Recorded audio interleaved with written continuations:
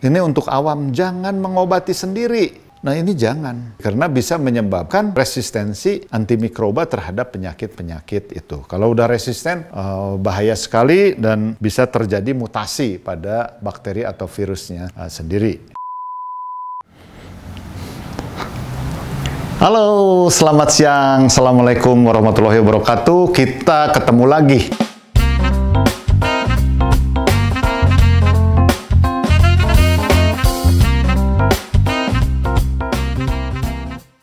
Ini para wanita sering takut, dok, saya kena herpes. Apakah saya penyakit menular seksual? Apakah menular sama bayi saya?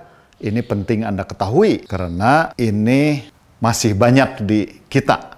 Genital herpes simplex. Saya akan membahas mengenai seri 5 ini dengan rekomendasi CDC 2021. Sebaiknya Anda mengetahui dari seri pertama, karena ini penting untuk Anda. Penting untuk anak Anda yang baru remaja, baik wanita maupun putri. Penting buat milenial. Pendidikan ini penting sekali karena akibatnya kalau sampai kena bisa cacat bawaan. Tadi saya sudah membahas waktu periode yang lalu bagaimana cacat bawaan akibat sipilis, bagaimana akibat gonore, bagaimana akibat herpes simplex kita bahas sekarang.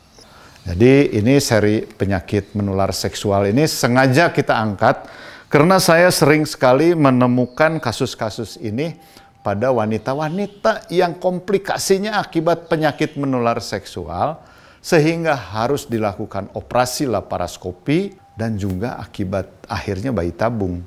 Dan angka kehamilannya juga kurang baik karena apa yang terjadi dari rahim kan naik ke atas, rahimnya juga kena, ya tubanya kena sampai ke dalam rongga perut. Genital herpes simplex itu kalau Anda diperiksa TORS, itu ada dua, herpes simplex virus tipe 1, HSV1, dan herpes simplex virus tipe 2, HSV2. Virusnya seperti ini, hampir sama dengan ada envelope-nya, ada spike-nya seperti COVID ya. Jadi hati-hati. Penyebabnya herpes simplex tipe 1 dan 2 merupakan penyakit menular seksual ditularkan melalui oral seks HSV1 dari mulut ke organ kelamin, vagina, dan juga anal seks, ya, baik vaginal seks maupun anal seks. Infeksi dapat ditularkan melalui kontak dengan virus pada jejas herpes, air liur, sekret vagina, kulit area mulut dan genital penderita herpes. Karena herpes ini banyak di mulut juga bisa, gitu ya. Herpes pada ibu hamil dapat ditularkan pada janin. Nanti melepuh-melepuh, saya pernah lihat sendiri. Bayi yang melepuh-lepuh karena herpes. Dan mengakibatkan keguguran bisa. Persalinan prematur juga bisa karena herpes simplex. Ya. Ini kita lihat pada ibu. Jadi ada seperti jerawat atau yang mau pecah, seperti cacar, tetapi ada di daerah vagina sampai ke dalam kita lihat. Dan ini bisa menyebabkan kongenital akibat penyakit herpes simplex. Biasanya juga bisa kena jantung. Kebanyakan juga tidak menunjukkan gejala yang khas atau asimptomatik, tapi ada jejas melepuh di area sekitar mulut rahim, vagina, dan anus. Ya. Jadi kalau Anda lihat ini, seumur-umur tidak akan lupa apabila ada di vagina atau di vulva, mulut kelamin, atau bahkan di penis. Ya, dan melepuh ini menjadi herpes genital ini. Anda lihat kalau jejas pada area sekitar mulut seperti ini, jadi seperti penyakit cacar, sama ya herpes simplex. Nah, apa gejalanya herpes genital ini? Ini ya pada laki-laki luka di sini. Harus dibedakan dengan sipilis. Kalau sipilis mah biasanya lebih dalam lukanya itu. Dia ada jejas yang melepuh di sekitar penis. Nah, diagnosis herpes simplex ini paling bagus adalah PCR, tetap PCR. Bisa juga ELISA. Kita pakai ELISA, pemeriksaan darah yang ada positif IgG dan IgM, atau antibodinya, immunofluorescence test dengan monoklonal antibody. Ini dari darah diambil, kemudian ada IgG dan IgM-nya positif atau negatif. Kalau dia IgM-nya positif, hati-hati, masih aktif, dan persalinan pervaginam atau persalinan lewat jalan lahir harus waspada atau dihindari. Itu bahayanya karena bisa menular pada bayi. Ini diagnosisnya paling bagus adalah PCR, kemudian bisa melihat genotipnya, tipe PCR negatif, harus serologi, tetap kita harus lakukan cek lain. Kalau udah PCR, dia positif, dia potensial sekali aktif ya. Kita bisa melihat juga apakah aktif, karena PCR itu bisa positif, bisa negatif dengan IgG juga ya, IgM. Nah, penting juga dengan ELISA atau dengan monoklonal antibody untuk dilihat aktivasinya. Biasanya kita lihat imunoglobulin M-nya, antigennya. Nah, ini pengobatannya yang paling penting Anda lihat CDC 2021 pada herpes simplex ini, anciclovir 400 mg per oral 3 kali sehari selama 7-10 hari. Pamciclovir 250 3 kali sehari 7-20 hari. Valaciclovir 1 gram 2 kali sehari selama 7-10 hari.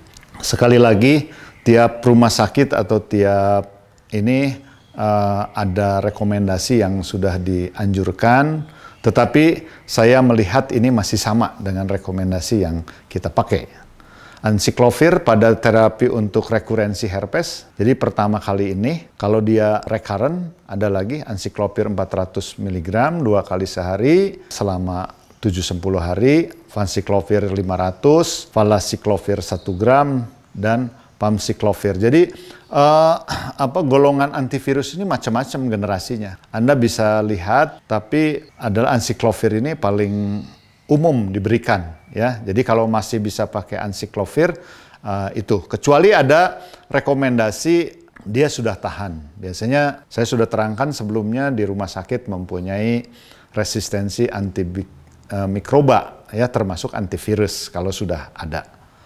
Terapi episodik untuk rekurensi HSV-2 ini sama. Anda bisa baca sendiri, lihat rekomendasinya. Tetapi semua penyakit menular seksual itu, ini untuk awam, jangan mengobati sendiri. Jadi sekarang banyak yang dulu teman-teman saya yang nakal tuh bawa obat. Kalau misalnya melakukan hubungan dengan yang tidak jelas gitu ya. Nah ini jangan mengobati sendiri. Karena bisa menyebabkan resistensi antimikroba terhadap penyakit-penyakit itu. Kalau udah resisten, bahaya sekali dan bisa terjadi mutasi pada bakteri atau virusnya sendiri.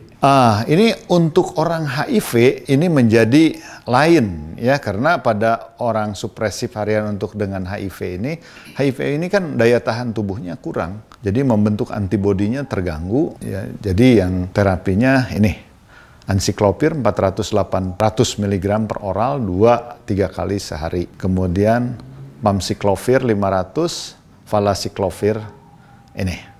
Ya, Anda bisa baca dan Anda kalau mau jelas lihat website dari CDC untuk STI, Sexual Transmitted Infection, atau STD, Sexual Transmitted Disease. Penting sekali untuk para wanita atau remaja atau ibu-ibu, bapak-bapak yang punya anak wanita, remaja yang nonton ini, tolong Anda perhatikan gejalanya dan beri edukasi anak-anak Anda pada waktunya. Jadi waktunya menurut Anda yang terbaik kapan.